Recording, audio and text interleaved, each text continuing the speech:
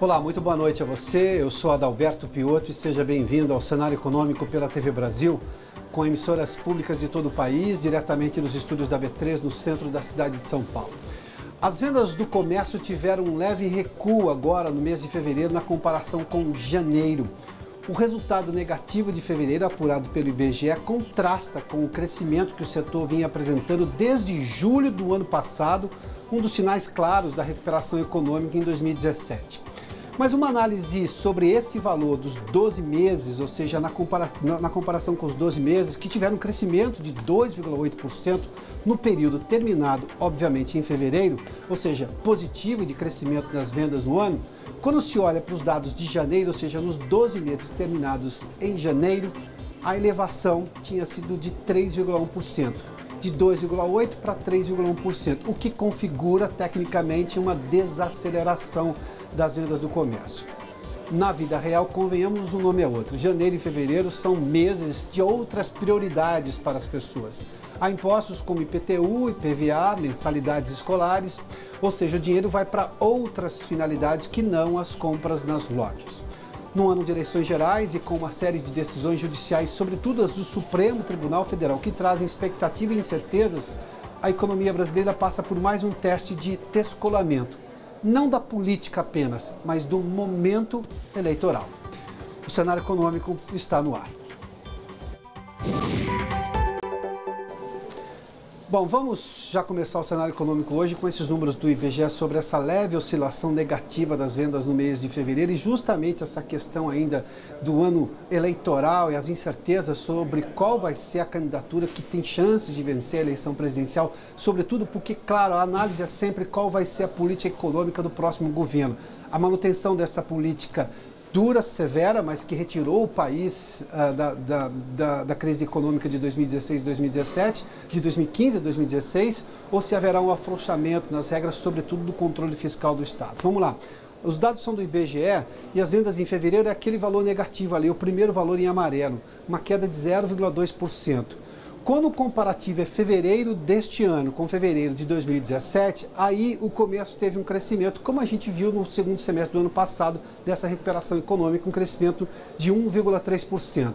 No acumulado deste ano, ou seja, somente os 2 meses, janeiro e fevereiro, mesmo assim há um crescimento de 2,3%.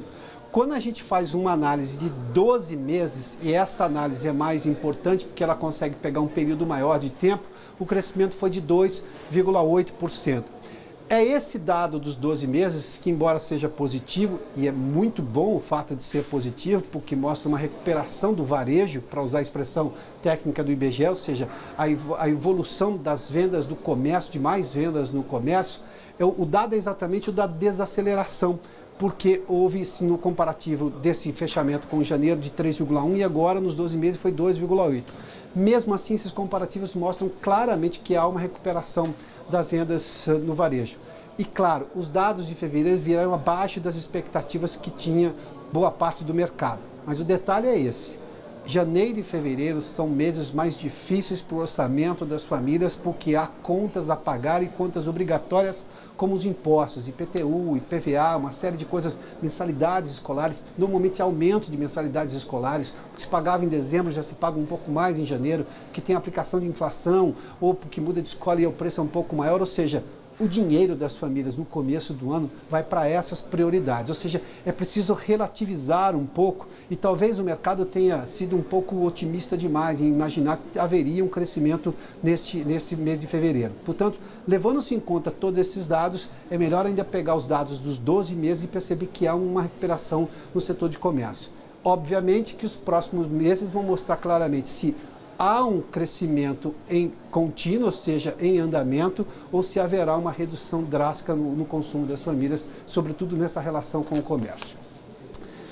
Mais de 326 mil famílias deixaram de receber os benefícios do Bolsa Família no ano passado. Os dados são do IBGE e fazem parte do PNAD, a Pesquisa Nacional por Amostra de Domicílios. O repórter Maurício de Almeida está na redação da TV Brasil no Rio de Janeiro e tem outros detalhes. Maurício, boa noite. Olá, Piotto, boa noite. Segundo o IBGE, aconteceu esta redução no número de benefícios do Bolsa Família no ano passado. Ao todo, 9.500.000 famílias receberam esse benefício do governo federal, o que representou uma redução de 326 mil benefícios quando comparamos com o ano de 2016. A Bolsa Família é destinada a pessoas que vivem em situação de pobreza extrema. O IBGE calculou que em todas as regiões do país aconteceu uma redução no número de benefícios. Quem mais sofreu foi a região Nordeste, justamente a região que tem a maior quantidade de Bolsas Famílias. No Nordeste, no ano passado, 131 mil famílias deixaram de receber esse tipo de benefício.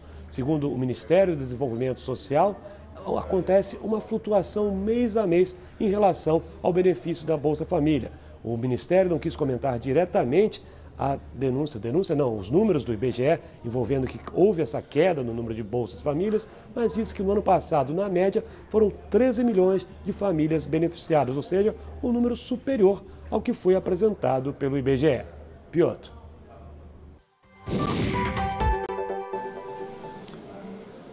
Muito obrigado, Maurício. E a inflação para as famílias de renda mais baixa é a menor pelo quinto mês seguido, em março, segundo o IPEA. Já para as famílias de poder aquisitivo mais alto, o índice é quase 3 vezes maior. A Vanessa Casanino conversa conosco da redação da TV Brasil aqui em São Paulo e nos traz mais detalhes aí. Vanessa, bem-vinda, boa noite. Oi, Piotr, boa noite, obrigada. O IPEA, Instituto de Pesquisas Econômicas Aplicadas, divulgou hoje o indicador de inflação por faixas de renda. Para a classe de maior poder aquisitivo, foi de 0,11% no mês de março, quase o triplo da registrada para as famílias de renda mais baixa, 0,04%. No acumulado dos 3 primeiros meses de 2018, a inflação para as famílias de renda mais alta é de 1,13% e para as de menor renda, 0,35%. A queda nos preços dos alimentos no domicílio foi o que puxou a inflação mais baixa das famílias de renda mais baixa. Já a alimentação fora de casa, o indicador apurou um aumento de 0,52%, um fator que impacta mais fortemente a inflação das famílias de renda mais alta. Já nos últimos 12 meses, a inflação da classe de renda mais baixa foi praticamente a metade da registrada pela classe de renda mais alta, que ficou em 3,5%, Piotr.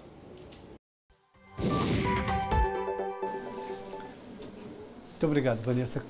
Quanto vai crescer a economia do país este ano, agora, 2018? As estimativas do governo mantêm-se ali para um PIB em torno de 3%. Aliás, o novo ministro da Fazenda, Eduardo Guardia, voltou a fazer essa previsão nesta semana. A Confederação Nacional da Indústria divulgou hoje previsões sobre a economia brasileira. A estimativa da CNI é de uma evolução do Produto Interno Bruto um pouco menor. Ainda positiva, melhor do que o ano passado, mas menor do que essa previsão dos 3%. A gente tem ali os dados da CNI. O PIB, eu fiz ali um comparativo com a segunda coluna, que é do Boletim Focus, que a gente divulga toda semana aqui, que é uma pesquisa do Banco Central. Mas a CNI, na primeira coluna ali, está apostando, ou está prevendo um PIB com crescimento de 2,6%. O Boletim Focus fala em 2,8% para o PIB, né, nos dados divulgados esta segunda-feira. A produção industrial, 3%, ou seja, acima do PIB brasileiro. Ou seja, a indústria vai puxar o PIB para cima, vai ser uma das razões de alta do PIB este ano.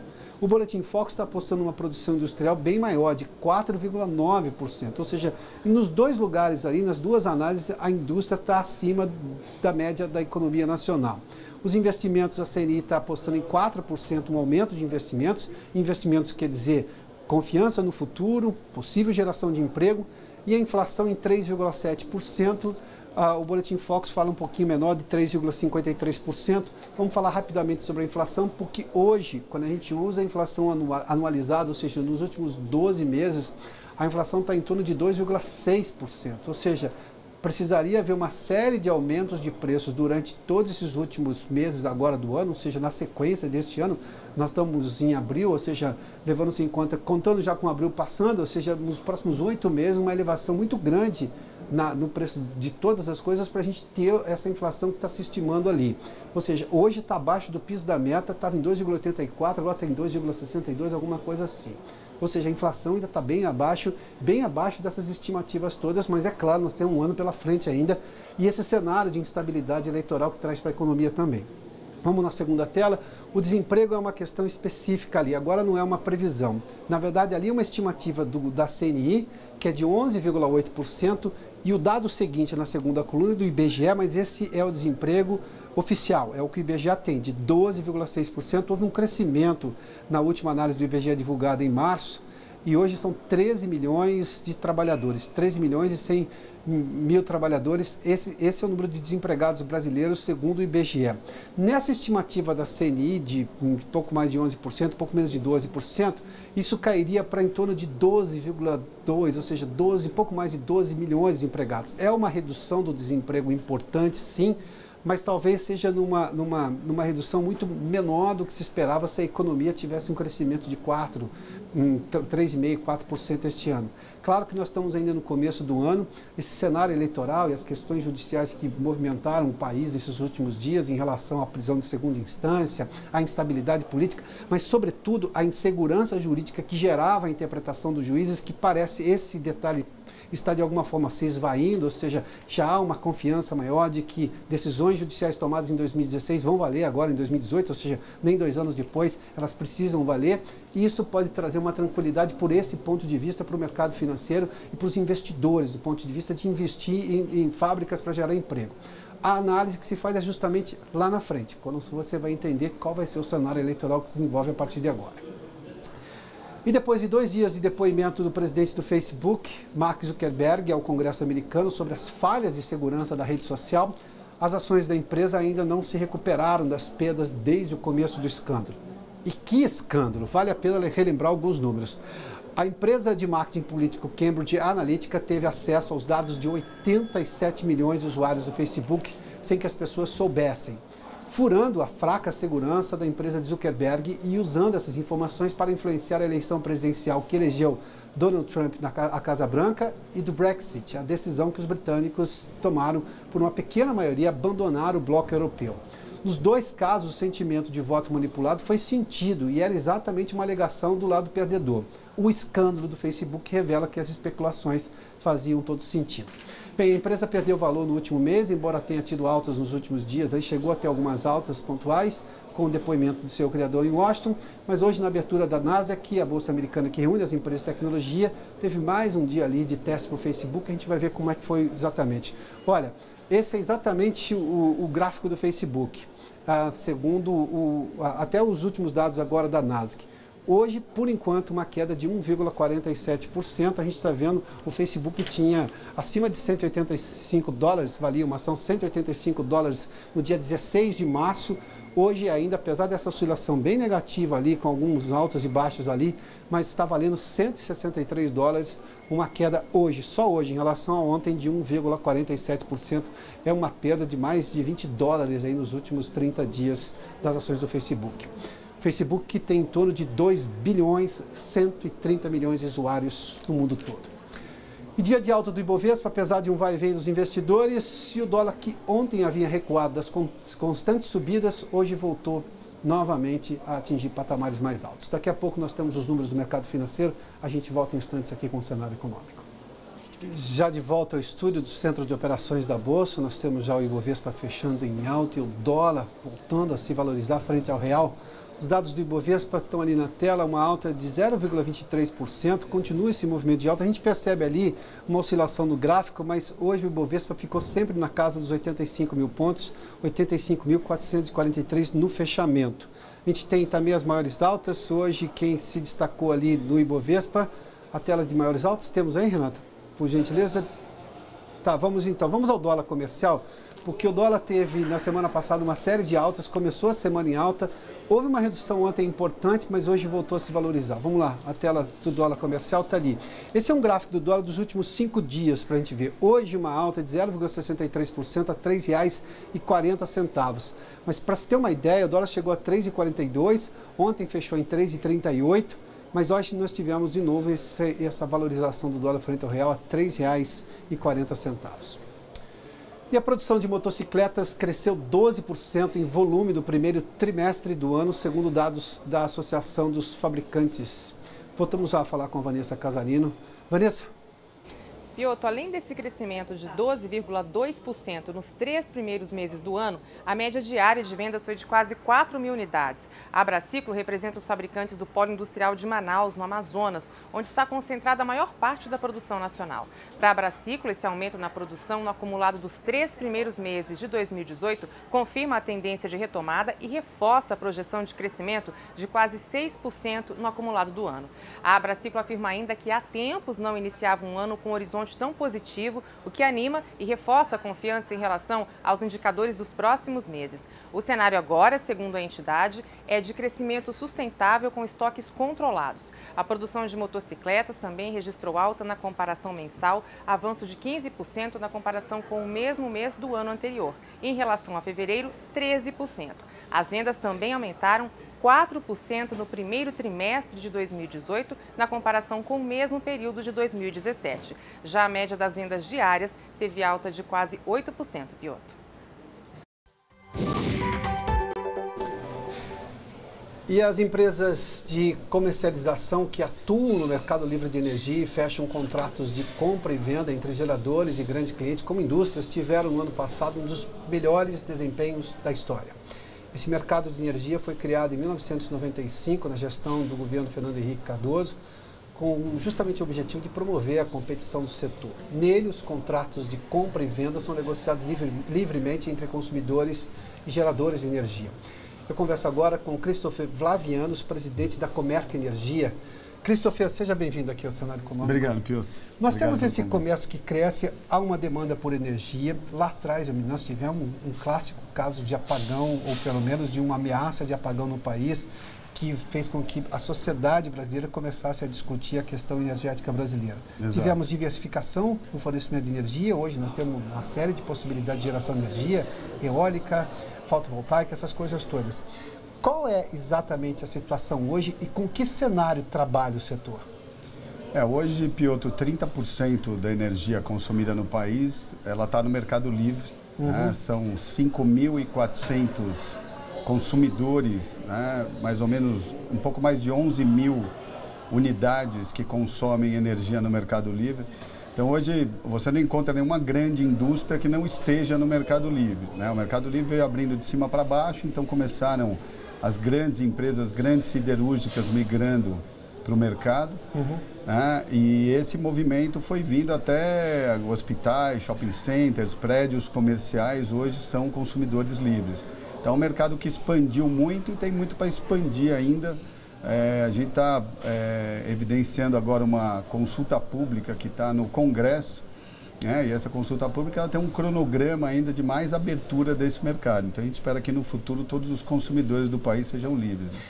Você fez menção à abertura, nós tivemos uma intervenção no setor elétrico pouco tempo atrás na gestão da presidente Dilma Rousseff. Quando você diz abertura e livre negociação, é livre de intervenção, ou seja, é o mercado se negociando ali e olhando para o cenário que ele tem próprio para saber qual é o consumo e qual é a possibilidade que tem de vender. É essa a realidade que nós temos hoje e está em expansão isso? Está em expansão. Hoje o consumidor é que diz por quanto tempo ele vai consumir, quanto tempo ele vai fazer o seu contrato, quanto que ele vai comprar de energia. Então, ele faz um processo de compra de energia cotando várias empresas, né? E ele fecha pelo menor preço. Então, existe uma competição muito grande no mercado livre. Né? Para você ter uma ideia, hoje um consumidor que vai para o mercado livre, ele reduz o custo dele em 20%, 25%, às vezes 30% em relação à tarifa cativa. Então, isso é uma redução expressiva e os consumidores que podem migrar para o mercado livre, eles migram mesmo. Christopher, quando a gente fala sobre aumento do consumo de energia, obviamente que isso tem simplesmente um dado extremamente importante, é crescimento da economia, maior geração de emprego e tudo mais. Isso tudo é positivo. Mas quando a gente fala em geração de energia, em boa parte dos casos há um impacto forte na questão ambiental. E essa é outra preocupação de todo mundo. Isso desde talvez da ECO, nos anos 90, esse assunto do meio ambiente, de preservação ambiental. E agora, na verdade, não é mais preservação ambiental, é que planeta a gente vai deixar daqui a 100, 200 anos. Qual é o dado da eficiência energética? Melhorou também? As indústrias consomem mais, é verdade, precisam consumir, e se a gente quiser crescer, a gente vai ter que consumir mais, mas a eficiência energética melhorou? Ou a preocupação com isso hoje está exatamente nessa cadeia toda? Olha, melhorou, mas ainda está muito aquém da possibilidade que tem, né? Uma redução... Ou seja, podemos ser mais eficientes. Podemos ser mais eficientes, podemos usar equipamento mais eficiente, podemos trocar lâmpada, trocar refrigeração, fazer mudança de motor em fábrica, né? Isso traz uma redução muito grande. Hoje já se tem, né, um direcionamento para geração de fontes que são fontes sustentáveis, né, fontes renováveis. E essas fontes hoje são as fontes que dominam os mercados mundiais, né, como solar e eólica. E aqui no país está acontecendo exatamente a mesma coisa. Agora, na parte da eficiência energética, a eficiência energética ela vai melhorando com a tecnologia, né? O que a gente sabe é que os equipamentos vão ficando mais velhos, a tecnologia vai ficando mais barata. Então, hoje, uma empresa, um prédio que troca uma iluminação, por exemplo, uma iluminação de LED, ela tem automaticamente já uma redução de 50% a 60% no consumo de energia dela. Você está fazendo menção de troca de lâmpada, é isso? Troca de lâmpada, da iluminação inclusive. Do galpão da empresa, dos escritórios? Exatamente, é isso mesmo. Isso já tem um impacto importante? Já tem um impacto muito grande. Essas lâmpadas, por exemplo, elas vieram caindo o preço, né, durante os últimos anos e melhorando a luminosidade. Então, hoje, os equipamentos, não só a iluminação, mas iluminação, refrigeração, motores, elas são muito mais eficientes do que elas eram no passado, e a troca desses equipamentos por equipamentos novos é que faz com que essa redução aconteça. Então você consegue a mesma força, né, a mesma produção, mas com um consumo de energia muito menor. E aí essa redução, né, é o que realmente não causa impacto, porque mesmo quando você tem uma fonte sustentável de geração, algum impacto ela tem. Agora, reduzir o consumo é sempre alguma coisa muito mais sustentável, né? E não só na questão da redução do consumo e do meio ambiente, mas também da qualidade do equipamento e da questão também do funcionamento dele, que acaba sendo muito melhor, né? Anos atrás, o consumidor, eu estou falando das pessoas físicas no dia a dia, elas foram incentivadas a olhar para selos, por exemplo, de eficiência energética de geladeira, de televisão. Era um selo exatamente do Inmetro ali que mostrava que aquele equipamento tinha ali uma eficiência maior. Obviamente que ali tinha um apelo das pessoas entenderem que era importante para a questão ambiental. Claro que ia baixar a conta, mas ninguém conseguia fazer uma conta o que aquilo representava na economia da casa. Obviamente que é menor, mas eu tinha um investimento numa nova geladeira. Isso. Quando eu faço isso num plano macro, as indústrias conseguem, em que prazo, por exemplo, reduzir do ponto de vista contábil o investimento que ela fez, por exemplo, na troca de todas as lâmpadas? Olha, isso é um processo que a gente costuma fazer num prazo de 4, 5, 6 anos. Mas é um processo onde, durante esse período, a empresa já vai reduzindo uma boa parte do consumo dela. Quer dizer, é como se a empresa de eficiência energética e a empresa que está fazendo o processo da eficiência energética dividissem essa economia. Então, quem está investindo na empresa fica com parte dessa economia, né, como pagamento desse valor, e a empresa já sai reduzindo, né, esse consumo dessa eficiência que ela está tomando o pé a partir desse momento que ela faz o investimento. Mas trocou o equipamento, você sente já imediatamente a queda. Primeiro que a do redução consumo. é de longo prazo, o investimento é de curto prazo, né? Exatamente. Teve um caso da Faber-Castell, que todo mundo conhece. Todo mundo sabe que a Faber-Castell faz lápis e tudo mais. E, digamos, é da memória afetiva da infância das pessoas. A Faber-Castell é uma empresa que teve redução energética exatamente, ou melhor, eficiência energética, porque fez uma troca das luminárias todas das suas fábricas. Da fábrica, ela fez uma troca das suas luminárias e no momento que ela já fez a troca, ela já teve uma redução acima de 50% no consumo de energia dessas lâmpadas. Acima de 50%? 50%. É uma redução muito grande. E a empresa foi premiada, inclusive. Foi premiada. E se eu estou falando de uma empresa grande como essa, isso gera, evidentemente, um exemplo a ser seguido, ou supostamente alguém que leve em conta isso para fazer no próprio negócio. Exatamente. E essa tecnologia só vai melhorando. Então, você consegue ir reduzindo o custo e melhorando o equipamento, né? Então, a eficiência energética hoje, que deixa de ser feita, ela acaba sendo um valor, né, que a empresa tem, que acaba jogando fora, porque ela está consumindo em cima de equipamento antigo, de equipamento que consome muito mais, e ela poderia estar fazendo não só uma economia, mas uma ação para a natureza, né? De sustentabilidade Há uma mesmo. sucessão de ganhos, né? Exatamente. Christopher, obrigado pela gentileza. Muito obrigado, Piotr. Boa sorte no trabalho. Muito obrigado. Até mais.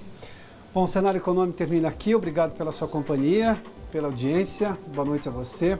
Até amanhã. E a questão da eficiência energética vai da sua geladeira, da sua televisão, a decisão de grandes consumidores. Nós estamos falando de grandes empresas, grandes fábricas pelo país. Até amanhã a gente volta às 7 da noite. Até lá.